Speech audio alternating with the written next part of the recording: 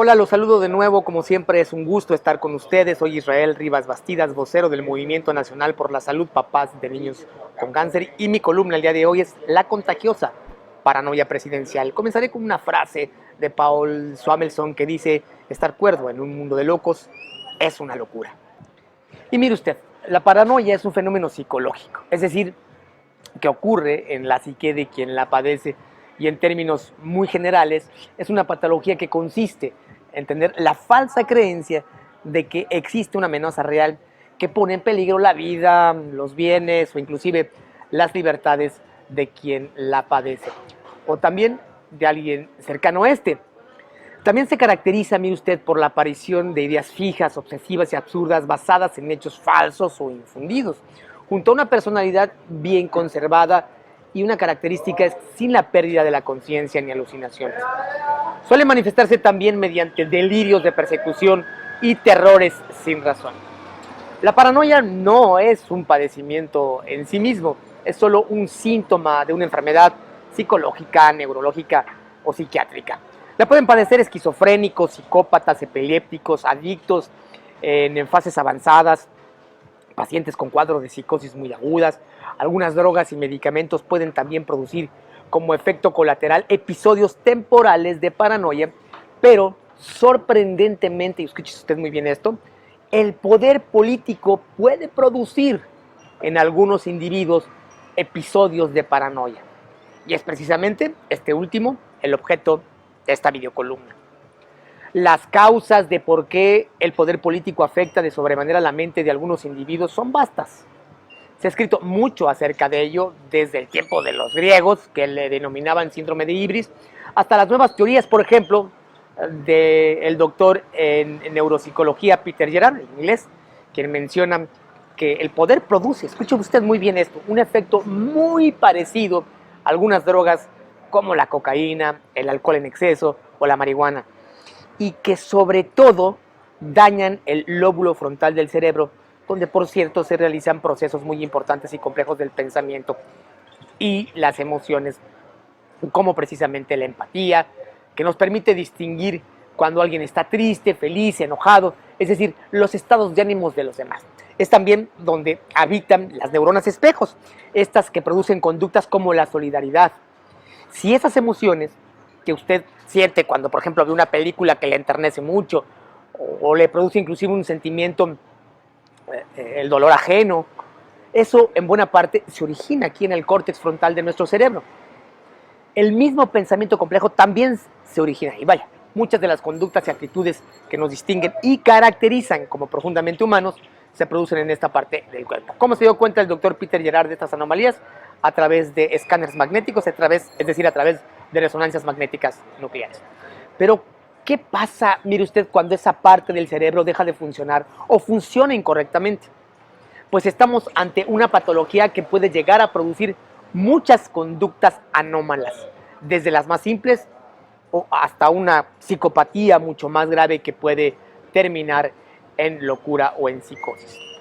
El problema surge cuando alguien que ejerce el poder comienza a tener estos daños.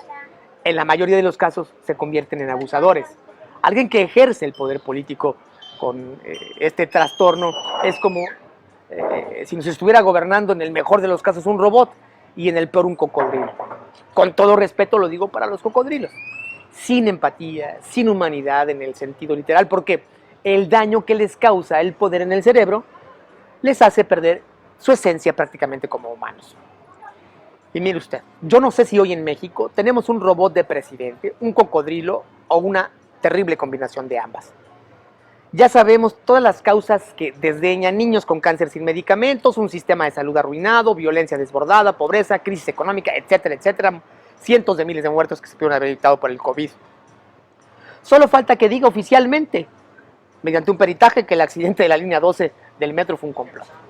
El problema se agrava si a todos estos rasgos se le suma la personalidad paranoide con la que se conduce el presidente de la República, Andrés Manuel López Obrador, y es que todo el mundo conspira contra él, la culpa de los problemas siempre son de otros.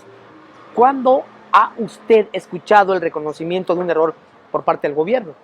Sería inverosímil escuchar algo así. Yo no sé, mire usted, si verdaderamente cree en el mito del complot, pero todo indica que es así, que quien nos gobierna presenta un delirio de persecución política, y por ello su máxima sentencia: o estás conmigo o estás contra mí.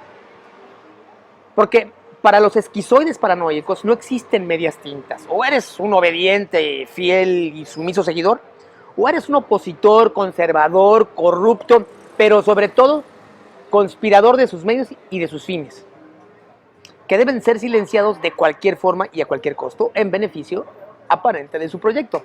La realidad, mire usted, es que a todos los paranoides les irrita la crítica o la simple divergencia de ideas. No hay espacio para pensar distinto, para opinar diferente, porque sus opiniones son las leyes y la justicia para todos. Vaya, es la fuente inagotable de sabiduría. Hoy Andrés es casi un dios para él mismo y para muchos. Un dios que sufre del síndrome de Ibris y que está arrastrando a los mexicanos a uno de los momentos más oscuros y caóticos de nuestra de por sí historia de sobresaltos y abusos. Eso se respira hoy en las calles. Todos dudan de todos. La paranoia de este gobierno se esparce y se contagia como el COVID, porque las causas más nobles y legítimas pueden ser calumniadas. Y ese es el modelo que se implanta desde el poder hacia la ciudadanía. Todas las mañanas el mensaje es: prejuzga, difama, miente con tal de salirte con la tuya. Los políticos y los poderosos con una personalidad paranoide han fracasado rotundamente a través de la historia, pero han arrastrado a millones de personas a vivir una tragedia. No creo sinceramente que el presidente de México recapacite. Por el contrario, ha emprendido una ruta de la cual ya no hay retorno. Es la ruta de la dictadura paranoide. Y su justificación es: me quedaré en el poder porque todos los quieren o porque todos quieren sabotearme. Todo es un complot para minar mis sanas intenciones y proyectos, porque yo soy el único ungido para saber qué es bueno para los mexicanos. Y como siempre, mire usted, desde la indignación activa, llevamos más de 930 días sin quimioterapias para nuestros niñas y niños. Muchos se indignan, muchos se quejan, pero muy pocos, realmente muy pocos, hacen algo para solucionar esta crisis humanitaria que está cobrando la vida de muchas niñas y niñas inocentes a lo largo y ancho de nuestro país. Muchas gracias, me dio un gusto estar con ustedes y nos vemos la próxima.